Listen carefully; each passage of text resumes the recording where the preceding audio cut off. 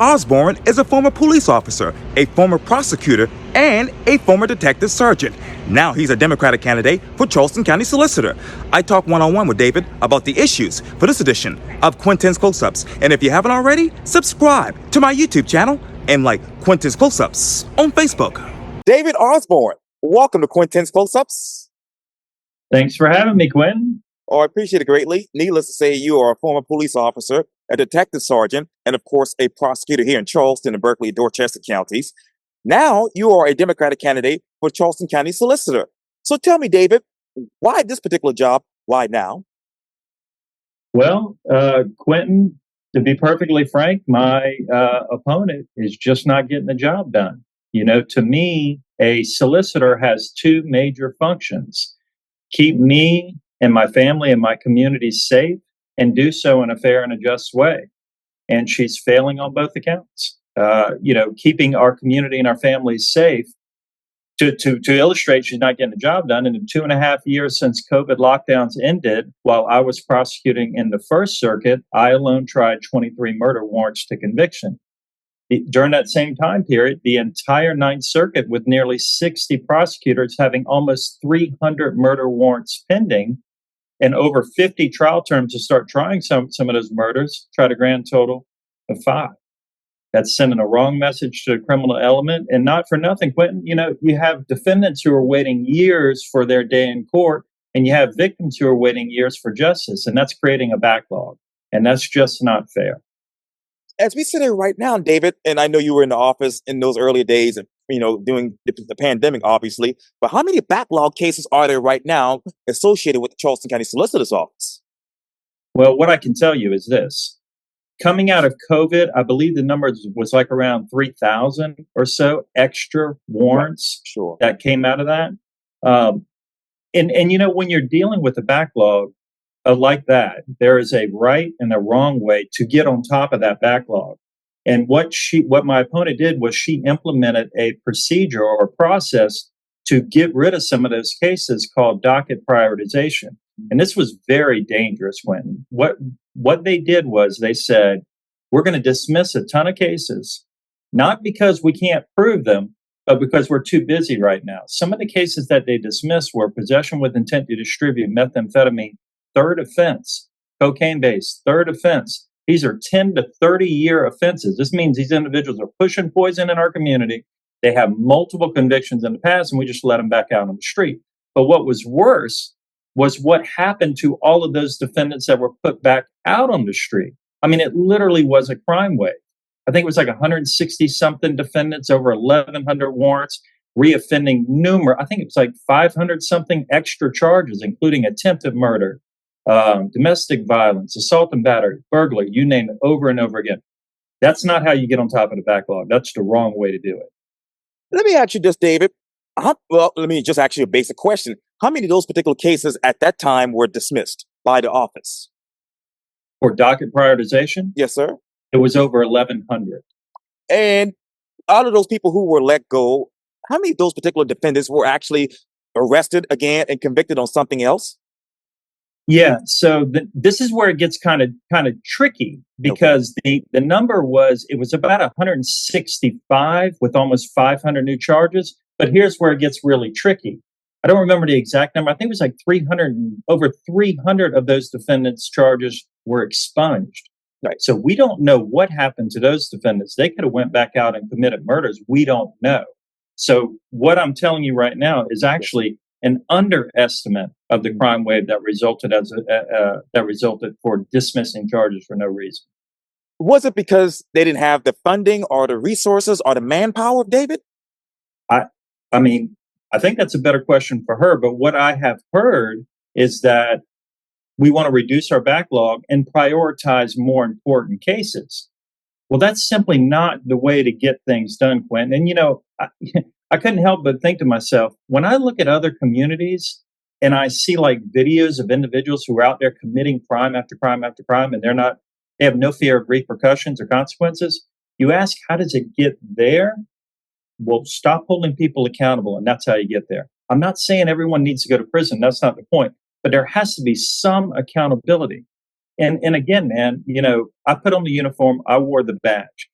There are some people that don't want to go to jail, and you're going to end up having to fight, and you're going to end up risking your life and their life and other citizens in the community to affect that arrest. If a solicitor is going to say, we're not going to prosecute those crimes, then let law enforcement know so they don't have to risk their life to make those arrests. How did she communicate that as far as dismissing those cases to law enforcement? Great question. So when we ended up, we did a kind of like a little forum thing at a fraternal order police, and she says that we make it public. Well, kind of. That if you go and you look up a specific defendant on the website, you can see that a case has been dismissed for docket prioritization. But I have yet to find an officer who told me that they've been notified before the case was dismissed. They're finding out about it after. Most law enforcement that I've talked to had never even heard of docket prioritization until I told it to them. Go ahead. No worries. What particular system, David, would you create to help close that gap with communication between the solicitor's office and law enforcement? You're giving me chills because I've seen so many of your interviews, and I'm like, what a great Quintin question. So, thank you. This is and that's that. All right, this is the first thing I'm going to do. Yes. When I get in there, I'm going to tell law enforcement that we will be communicating with you before any plea deal for any dismissal. And it's not necessarily to say that we're always going to agree, okay? Because there might be certain times where law enforcement's like, I think you have the evidence, but I've tried a ton of cases, so I know. So maybe we just don't have it. That's not the point. The point is, keep law enforcement apprised. And if there's things that they can do better, then maybe you can tell them. Or they can relate to me things that maybe I don't know. Like maybe they could say, hey, look, this is a good kid. He comes from a rough home. We're working on him. I'm okay with you cutting a break on him. He just needs a little bit of guidance. Here's what I would recommend. That's valuable information, invaluable information you're not going to get from a report. Or maybe they might tell you things like, hey, this guy's a suspect in a number of shootings. Be careful how you handle him. That's the type of information. You got to keep that communication going. So I'm going to tell law enforcement, expect to hear from us regarding every single plea. Tell people in the office, prosecutors, slow down a little bit. Just do justice. Answer one question for me. Whatever prosecutorial decision you make, is it the right thing to do? Let me ask you this, David, and this might be a silly question here. And incidentally, I've requested to speak with Solicitor Scarlett Wilson multiple times. I left like 3 phone messages with her, and we spoke at the Four Corners of Law a couple of months ago, and she agreed to do an interview, but I haven't heard from her yet. But let me ask you, with those cases that they dismissed, obviously during the pandemic, did they have the evidence first before they dismissed those cases? I just want to say one other thing. Okay. Quintin, before I answer that question, you are a tough interviewer. Or you have that reputation. I'm telling you, pal. And so this is the first time we've talked, right? Right. And I'm man. Yeah, let's go. Ask the tough questions, right? Sure. NAACP reached out to me, Michael Moore, Nancy Mace, and Scarlett Wilson, and asked us all to participate in a forum. They were having their state conference right here in North Charleston. I mean, what a great opportunity, right? 2 candidates showed up, 2 didn't respond. And it was me and Michael. And, you've got to be willing to answer the tough questions. You're a public servant, and if you're not ready to answer the questions, then maybe it's time to step down. But you said, was it that they didn't have the evidence to go forward on those charges? Yeah, did they have the evidence and that's why they dismissed it? Or, Nope. So when you dismiss a case, there's a bunch of different reasons you can dismiss it. You could say victim recanted, the witness recanted, maybe the offender passed away, a bunch of different reasons. One of the ones that you kind of see more often than not is insufficient evidence to convict. That means that, hey, look, they might have had probable cause to make the arrest, or they did have probable cause to make the arrest, but I just don't have enough beyond a reasonable doubt. So that's insufficient evidence. If all of those 1,100 plus warrants were being dismissed because they lacked merit, they would have been dismissed for insufficient evidence to convict. They're not saying they lack merit. They're just saying we're just too busy. We're not going to mess with that charge. And I'm navigating through all this because I don't know law enforcement as well as you do. But let me ask you, what resources would you restore to that solicitor's office to make sure this doesn't happen again? Yep. Training. All right. I am convinced that when young people come out of law school and they come to the solicitor's office, they want to do justice, they want to do right, but you've got to train them up. So here's the training program in the Ninth Circuit. I know it well because I went through it. Day one, you get there, you have a senior solicitor come and they introduce themselves to you and they introduce you to people around the office, show you how to read a case file, show you how to log on the computer. Day two, 300 warrants. Good luck, go do justice. And so the problem with that is these young prosecutors don't know which way to go. And that's wrong because what it ends up doing is it creates inconsistency within the office. The one thing you've got to do is you've got to be just, you've got to be consistent with defendants. Defendants, victims, defense attorneys, law enforcement should have some idea of how a case is going to be handled. And the only way you get there is to train up everybody in the office doing it the same way. We're going to have a meaningful training program with a mentorship element to it, to where it's going to take weeks before we feel confident to just cut you loose into a courtroom. Just like we do in law enforcement. Law enforcement has a field training program. It's about a 5 or 6 month program before you're cut loose. It should be the same for a position that is called the most important position in the criminal justice system, a prosecutor. Let me ask you this, and this is another silly question here, David. But how many of those young prosecutors were in the office during the time that they dismissed those cases during the pandemic, I should say? That's a tough question for me to say right offhand. I know the turnover is pretty significant in that office. I have people, like I'll hear periodically about certain prosecutors. I don't even know most of the people that are in that office, and I just left 3 or 4 years ago. Right. Wow. How many prosecutors are there altogether? I think you mentioned it earlier. According to the prosecution commission, there were 60 prosecutors in that office as of July of 2024. They have more prosecutors than any other circuit in the state. So I hate to be redundant, but why is that? Why the turnover? Why? Well, I think everyone's a little bit different, right? Some people have gone on to other things, maybe be private practice, maybe Sure. feds, you name it, things like that. But I'll tell you the one thing that I hear consistently over and over again: a lot of young men and women, they want to get into a courtroom. I mean, they want to try cases. That's sort of where the fun stuff is. But that takes a lot of intestinal fortitude and a lot of courage because you have these really thick rule books, you have all these case laws, and you have judges that a lot of times, and rightfully so, want to make sure you know what you're doing. And then you're coming up against some of the best defense attorneys literally around. And so now I think what happens is year after year, they don't find themselves in a courtroom. They're not given the encouragement and the tools necessary to get there, and they just get frustrated. I've heard that over and over again. I had one kid, tell you a quick little story. One kid, he was with the Ninth, I say kid, he's a young man. He was in the Ninth Circuit, never found himself into a courtroom for a trial or anything like that. And he's a smart guy. He ended up going to another circuit, and within a week, I had him in a courtroom doing a hearing for a murder case. Or yeah, I think it was a murder case. But either way, and he was like, and he'd been there for 2 or 3 years and never did anything like that. I think when you motivate those young guys, those young men and women, they're going to want to stay because they see it's fun. And I know that's your old boss, Scarlett Wilson, but how did she motivate you when you were in the office? I'm not trying to talk bad. I just, Right. I didn't really talk to her that much. The only time you really talk to her is like after a trial. And that would be most of the time that I talked to her. I guess she would come in the morning meetings and talk. Sure. But as far as like a supervisor being present on a daily basis, I just didn't see her very much. Wow. Would you enact that as far as having a day-to-day supervisor to accompany these young prosecutors who are trying these particular cases here in the old country? That's one thing that I've heard about Cameron Blazer, the new public defender. Sure. I've heard that if she's not in a courtroom, one of her deputies are, and that's the way you've got to do it. If you're not in a courtroom, then how do you know what's really going on in your office? I'm going to be in a courtroom. My deputies are going to be in a courtroom, and it's not to like sort of be over. I guess in some ways it is sort of to make sure that everything's going on that we want it to be done that way.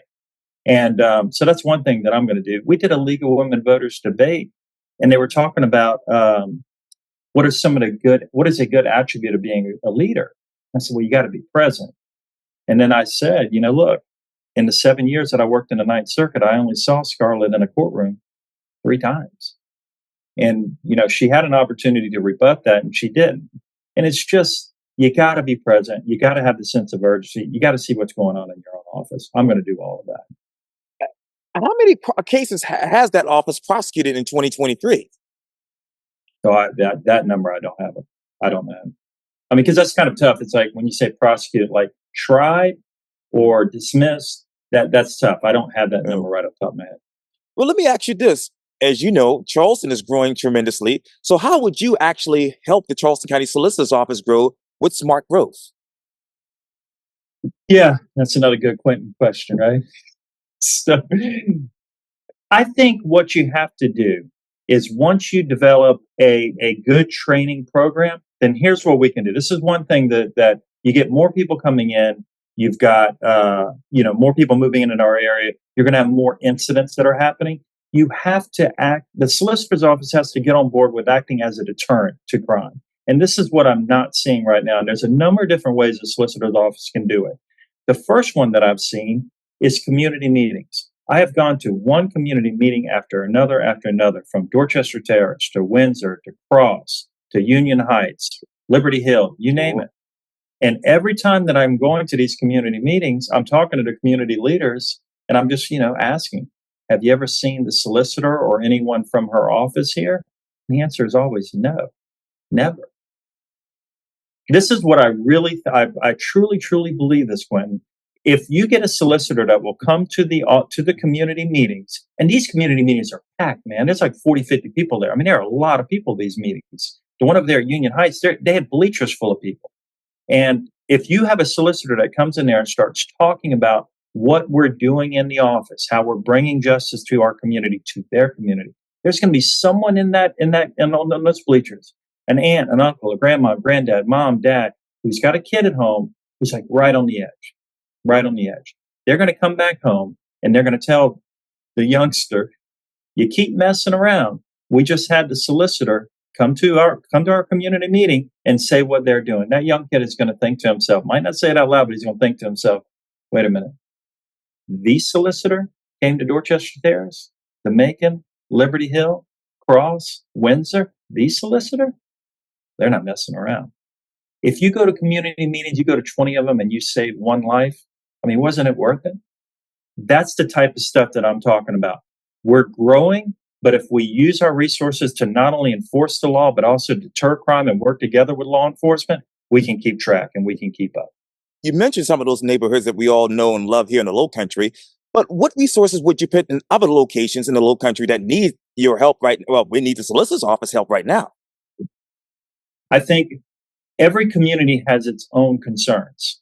I went up to Del Webb the other day, and their concerns were much different. Their concerns were, breaking and entering into motor vehicles, things of that nature. It's a different type of environment, but I'm not demeaning that. Everyone should be able to live happy and safe and not be concerned about it. So I think you need to go to each community and hear each concerns. And you know what? Let's say that you have a kid that is out there breaking into cars and things, and he ends up getting caught. And then you find out what's going on with him at his home or whatever. And then we end up putting him in a program to put him on the right track. If you go to that community and you address it, yeah, we know this individual who was breaking into cars. Here's what happened, where he's at, and this is what we're doing with him. I think you can develop good community relations with all communities, even though they're much different concerns. We did that in law enforcement. It's the exact same thing. What intervention programs are available right now at the solicitor's office? So there's a lot. There's Gateway. These are diversionary programs like Gateway, PTI, Mental Health Court, Drug Court, Vet Court, Homeless Court. There's a bunch of different programs, and these are good programs, and I like what's happening with those programs. The problem that I'm seeing is more so with the violent crime aspect of it. You've got to send the right message to those individuals. Look, I get what she's saying about violent crimes. You have to plead down a lot of cases, but the way they're pleading them down right now, and the percentage of cases that are being pled down, is making us all more unsafe, and it's sending the wrong message to the community. How many of those particular cases were pled down in 2023? Well, let me give you this stat. So of the murders that were assigned to me going back since COVID lockdown, since COVID ended while I was working in the first, of the murders that were assigned to me, 58% of the murders that were assigned to me ended with a murder conviction. Okay. In the Ninth Circuit over the same time period, the number is 15%. That's the wrong message. I have been hearing, like, I've been working and getting to know a lot of the nonprofits, and some of the ones that I do like are the gun interrupter programs and whatnot. And I was talking to one group, and they said, or a man and a woman, and they said, when you talk about deterrence and sending the wrong message to the criminal element, we were talking to a couple kids this weekend, and the woman was saying, and she said, I looked at them and I said, look, man, you got to put down your guns. You're going to end up in the ground or in a cell. You got to put it down.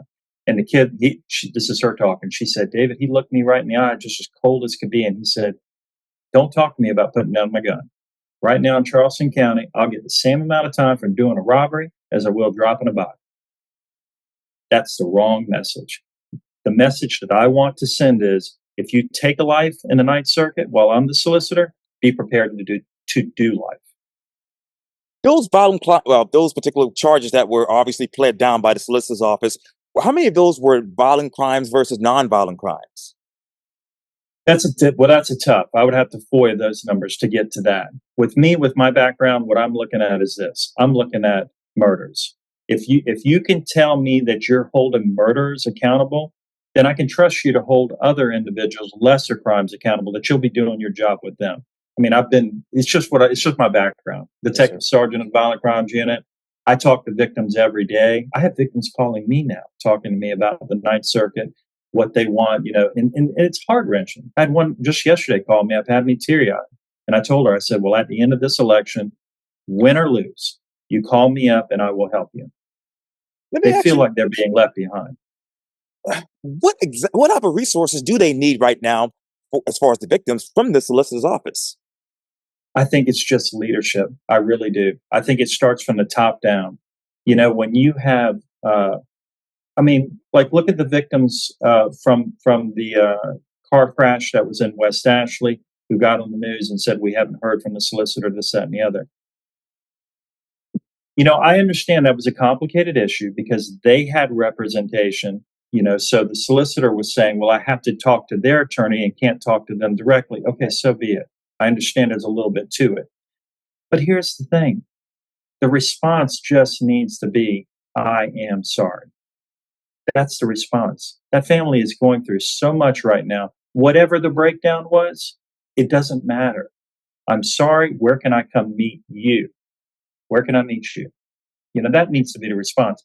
That type of attitude, it trickles down, and it's not, I don't think it's a matter of resources. I think it's a matter of priority adjustment.